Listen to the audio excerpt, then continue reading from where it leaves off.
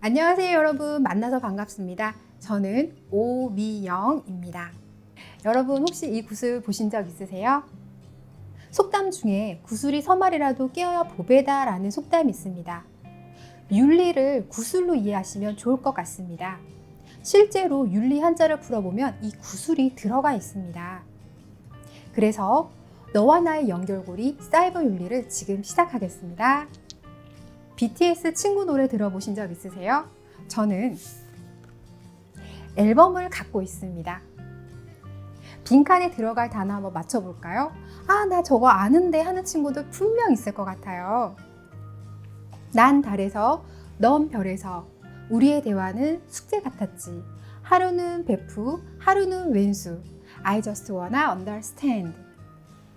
이 노래 가사처럼 유명한 BTS 친구들도 서로의 대화에는 이해가 필요하다고 들려주고 있습니다. 가까이에 있는 나의 친구, 온라인에서 만난 친구 모두 대화가 중요하죠. 특히 메시지로 대화를 나누다 보면 더 많은 이해와 배려가 필요합니다. 서로 주고받는 것이 대화인데 단체 대화방에서 자신의 말들만 하고 단체로 나가는 행위를 사이버 폭력이라고 합니다. 또한 피해자가 없는 단체 대화방에서 피해자를 향한 험담과 욕설도 사이버 폭력입니다. 온라인에서 친구를 만날 수도 있습니다. 잘 모르는 사람이 넌 정말 예뻐, 완벽해 라고 말할 수 있습니다. 그러나 어쩌면 이것은 피해자를 고르는 그루밍의 시작일 수 있습니다.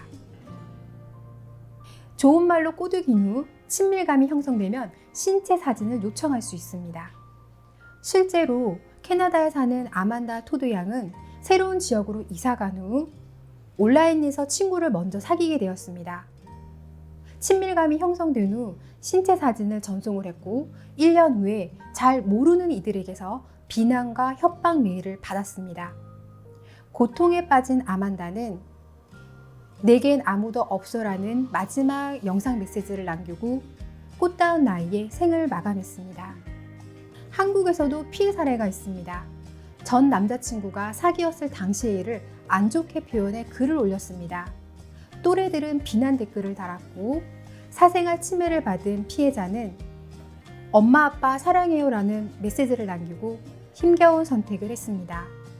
국내의 청소년 사례처럼 전 세계 어린이들 60%는 온라인 위험에 노출되어 있습니다. 직접적이고 능동적인 폭력에서 은밀하고도 수동적인 공격이 포함된 사이버 폭력은 사이버 불링이라 불리며 괴롭힘을 더 가하고 있습니다. 사이버 불링에 대해서 알아보겠습니다. 피해자가 원하지 않는 별명과 욕설과 험담을 하는 언어적 불링, 툭 건드리기 등 사소한 신체 접촉으로 괴롭히는 신체적 불링, 몸짓과 행동 등으로 괴롭히는 비언어적 불링, 관계를 단절시키는 관계적 불링, 이러한 불링들이 사이버 공간으로 옮겨와 24시간 괴롭히는 것을 사이버 불링이라 합니다. 사이버 불링 피해는 빨리 퍼지고 넓게 미치며 오래 남습니다. 집단 괴롭힘으로 피해자들은 공포와 불안감으로 극단적인 선택을 하고 있습니다. 2020년 사이버 실태조사 청소년 기준을 보면 사이버 폭력 유형별 가해 경험 중 언어 폭력이 가장 높습니다. 앞서 보았던 피해자들 사례처럼 언어 폭력이 가장 높은 것이 안타깝고도 정말 슬픕니다. 언어 폭력은 미래의 나에게 보내는 후회의 편지라고 보면 좋을 것 같습니다. 사이버 폭력 가해 대상을 보면 전혀 누군지 모르는 사람에게 가장 많이 하고 있습니다.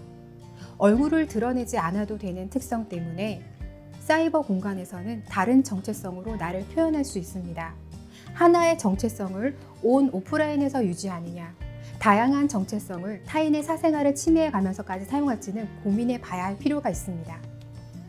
사이버 폭력 발생 공간을 보면 2018년도에는 인스턴트 메시지가 가장 높았고 2020년도에는 온라인 게임으로 바뀌고 있습니다. 현재 2021년 게임 셧다운제가 폐지 절차를 밟고 있습니다.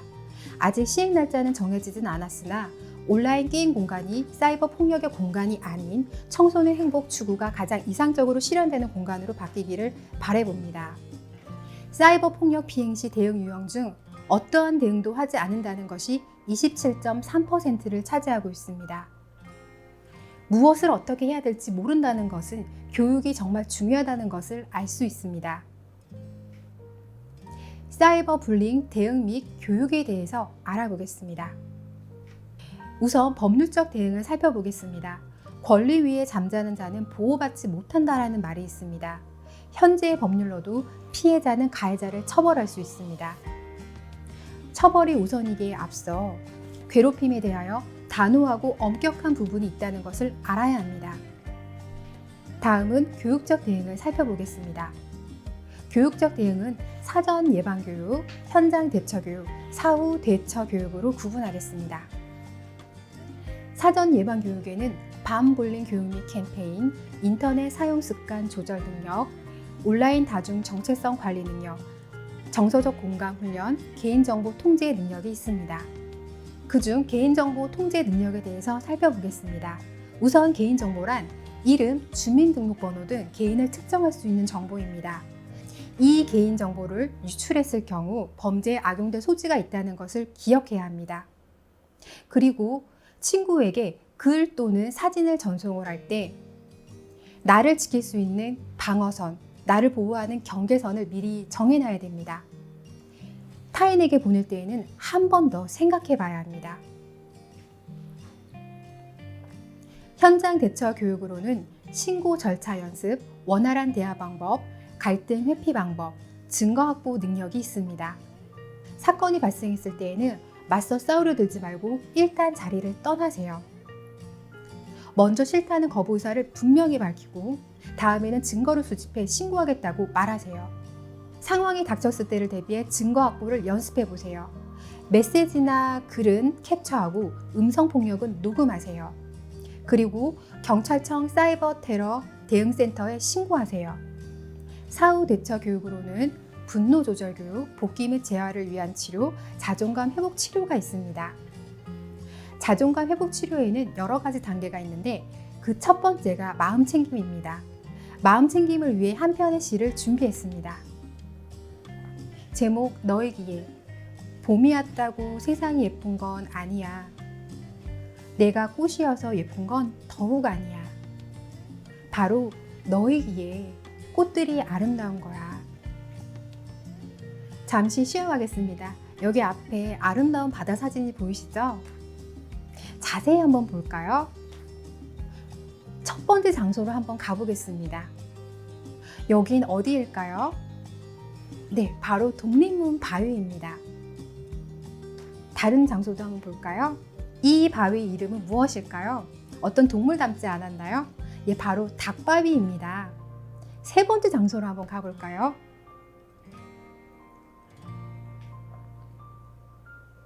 여긴 어떻게 보이시나요? 우리나라 닮지 않았나요? 예, 바로 한반도 바위입니다. 네 번째 장소로 보겠습니다.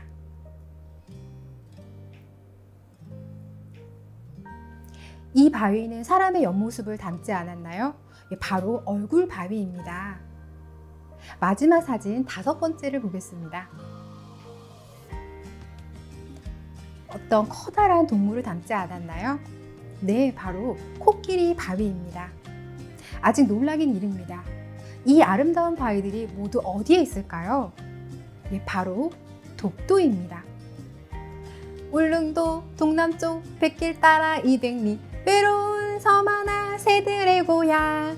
이 노래는 BTS 친구 노래보다 많이 알고 있을 것 같아요. 바위로 이루어진 돌섬, 돌의 전라도 사투리가 독, 홀로 독을 써서 독도가 되었습니다. 독도가 바다에 있어도 우리나라 땅입니다. 여러분, 독도가 외로워 보이시나요? 외롭지 않습니다. 시선을 다르게 보면 나를 도와줄 사람은 분명 있습니다. 어려울 때 도움을 꼭 요청하세요. 혼자라고 생각하지 마세요. 저에게 메일을 보내셔도 좋습니다. 그리고 사람의 호기심으로 바다를 건너 독도를 발견하고 문명의 발전을 이뤘습니다. 그렇기에 지금 우리가 가지고 있는 호기심은 바로 다가올 우리의 미래입니다. 행복한 미래와 평화를 위해 괴롭힘은 금지되어야 합니다. 유엔에서도 괴롭힘에 대한 입장을 밝혀 2012년부터 5월 4일을 괴롭힘의 방지의 날로 선포했습니다. 우리 청소년 미래 세대는 메타버스 만남 속에서 안녕이라 말하며 둥글게 사는 세대라고 기대하고 싶습니다. 다른 사람과 관계를 맺는 곳은 앞으로 더 늘어갈 것입니다. 언제 어디서든 내가 머무는 시공간의 주인은 사물이 아니라 바로 나라는 것을 기억하세요. 감사합니다.